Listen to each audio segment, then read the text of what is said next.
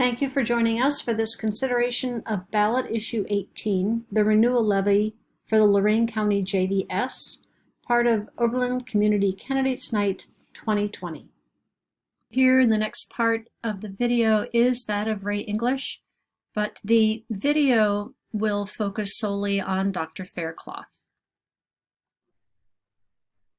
Well, hello and welcome to this session of the Oberlin Community Candidates Night, Conversations with Candidates. I am Ray English, a resident of Oberlin for 41 years and a current member of the Oberlin City Council. Joining me are Allison Ricker and Lily Sandler, members of the OCCN Planning Group. And this session is focused on issues that are on the ballot for Oberlin voters. We will offer a presentation from Oberlin City Schools later in the session. For now, we are pleased to welcome Dr. Glenn Faircloth, Superintendent of the Lorain County Joint Vocational School, generally known as JVS. Dr. Faircloth, as you know, the Lorain County Board of Elections site indicates that JVS is seeking, and I quote, an additional 0.66 mil for enlarging, improving, and rebuilding for 10 years. Please tell us what this means for the mission of the JVS and what it means for the typical homeowner in Lorain County. Yes, thank you, Mr. English. As stated before, I'm Dr. Faircloth, Superintendent of Lorain County JVS. I've been there, I'm beginning my 9th year there as a CEO superintendent. The JVS, when I first arrived here in 2012 and found a residence to live, I began to notice the great pride that people had of JVS, and it was really wonderful to hear and know by the school being more so of a county school and how much relationship that it had with different folks throughout the county. As we came into 2012, 2013, we began to notice a money issue. I began to right-size the ship. We made significant cuts. We tightened up our belt, so to speak. We began to look at things differently and we're able to get on the right track financially. And that's on the operational side. Unfortunately for us, Lorain County JVS has been operating on the same millage level since 1985. We only have one funding pool outside of Perkins grants, which helps a little bit with our career technical programs, as any school that have those will receive Perkins grants.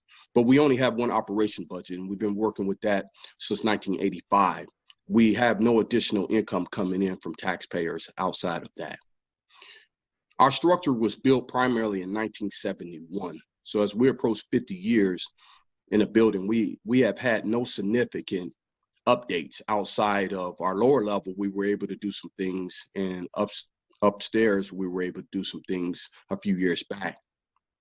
But we are really approaching an old structure where we have heat and air problems, we have space issues, we have lighting issues, we have so many outdated programs that we need to update. Fortunately enough for us, we have great advisory and great partners throughout the community. And these partners from these different industries have donated their equipment to us. And their equipment is dated in terms of industry standard, but are new to us. But it's beginning to get to a point where we just simply can't keep the pace. For us as a career technical center to outfit a lab, for example, say a CNC lab or a welding lab, it costs several thousands of dollars versus a comprehensive school, which a classroom generally typically deals with desks, tables, chairs, maybe some computers. So that number is quite small. And with a facility outdated as such as ours, there's a lot of internal works that you have to do. For example, just changing out light system with the new tile and all those create other problems that you will have to change by code. Currently now, in almost 50 years, the JVS only have a fire suppression system on part of our lower level. Over 90% of the building do not have a fire suppression system, and that costs in the millions. It's kind of alarming to see such a thing, especially when we have programs like welding that obviously create sparks and things of that nature, and we do not have a sprinkler system. It's very difficult to accommodate that when you're looking at several millions of dollars just for that. So what we're asking on a 10-year short time period is that for the community at large will support us. We are issue 18. We have approximately 0.66 mils is what we're asking for, which would generate approximately $4 million or so a year. And what that equates to is just a mere $2 per $100,000 house value, simply $24 a year per $100,000. I always get the privilege and the honor to say that Lorain County JVS belongs to this community. It's the only one of its sort in the county. We have something to be very, very proud of. But if we want to be around and continue to be proud of our great establishment for another 50 years or more, we simply are hoping that the community support us in this ask. 0.66 mils is very small, and we're looking at approximately $2 a month per $100,000 home, which is, once again, a mere $24 a year. And it's limited just to 10 years. After that, it stops. And we can get the repairs, the updates, and the wonderful things that we need to make sure that that corner not only represents Lorain County, but it also represents what we have done in these nearly 50 years for the community on the return of investment, which is something extraordinary.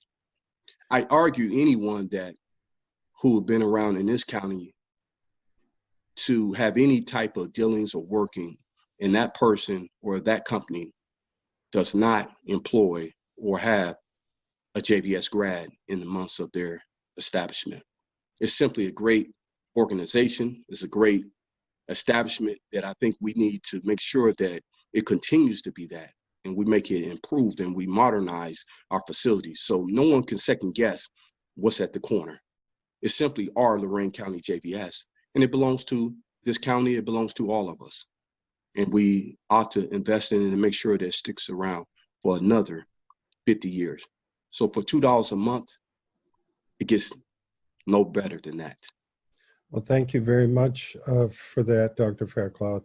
Can you just explain why the additional support is needed for the 10-year period? Why not longer, or why not less?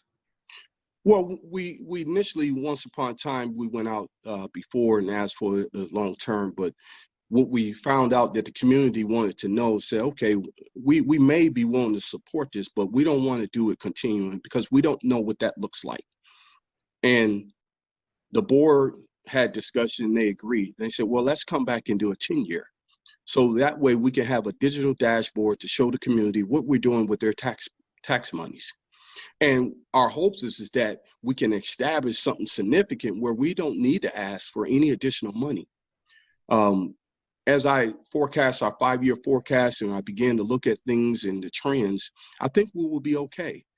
Those monies will simply be able to replace things that were outstanding for those 50 years. And with the workmanship and the craftsmanship, we believe that they can last a lot longer. Okay, well, thank you very much for that. Can you give us a sense of how JVS would be impacted if the issue should fail?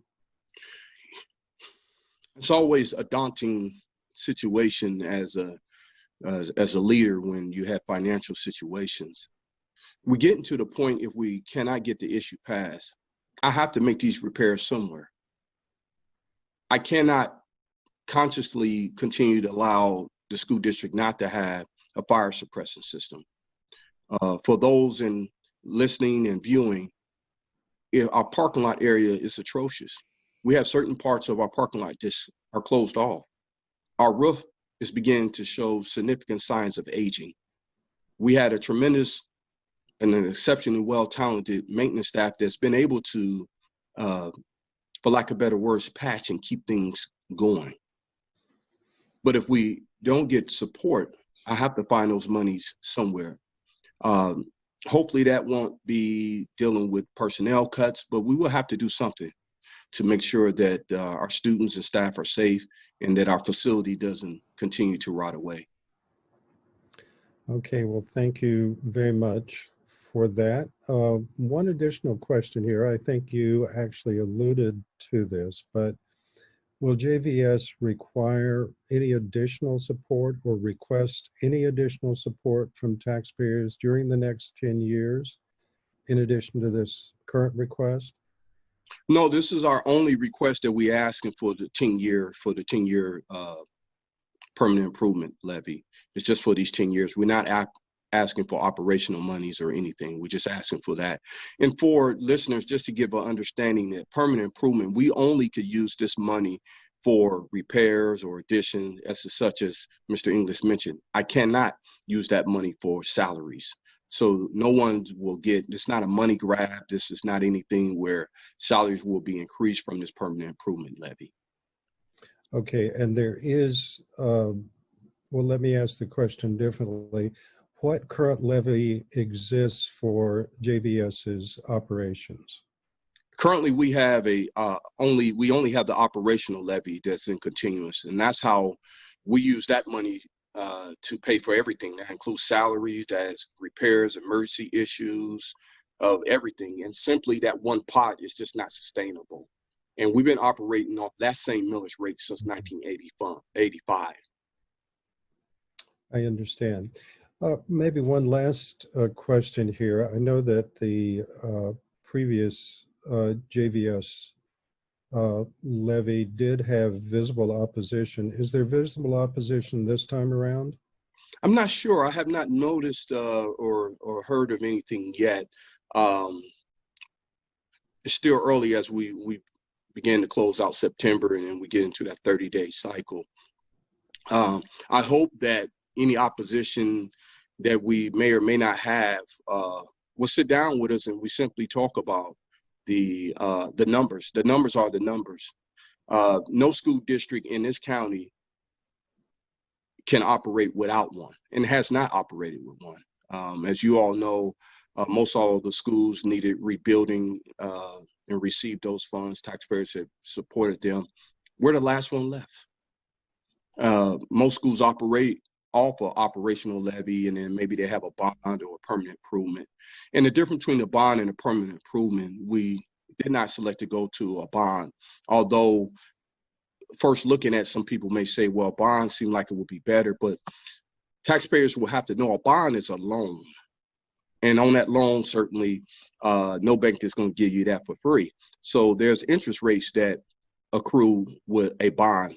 So ultimately, at the end, taxpayers could possibly be paying more than double, or depending on the bond, the interest rate there. With a permanent improvement such as we going, that dollar amount is that dollar amount. There is no loan, there's no interest on that.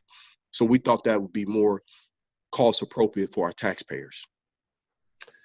Well, I think you've explained the case very clearly. Is there anything else you would like to say to the voters before we finish here? I just want everyone to know in our county that Lorain County JVS belongs to this county.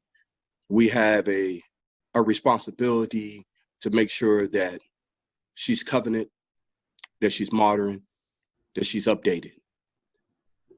We're the only institution of this sort in the entire county that we produce people that will go out into the workforce and change the world, as well as all other schools as well. So we work in collaboration with all 13 school districts that feed into us.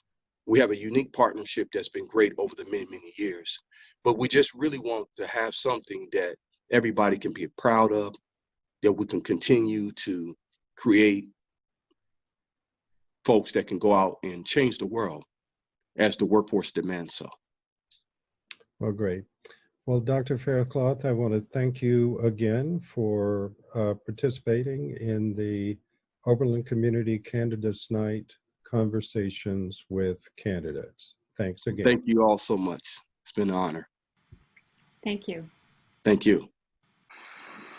There is a separate video which considers the levies for the Oberlin City Schools. Please look for that on the OCCN playlist on YouTube. The Oberlin Community Candidates Night has been a nonpartisan collaboration for more than 25 years. Here are the 10 organizations who have worked together to bring you OCCN 2020. We thank them all.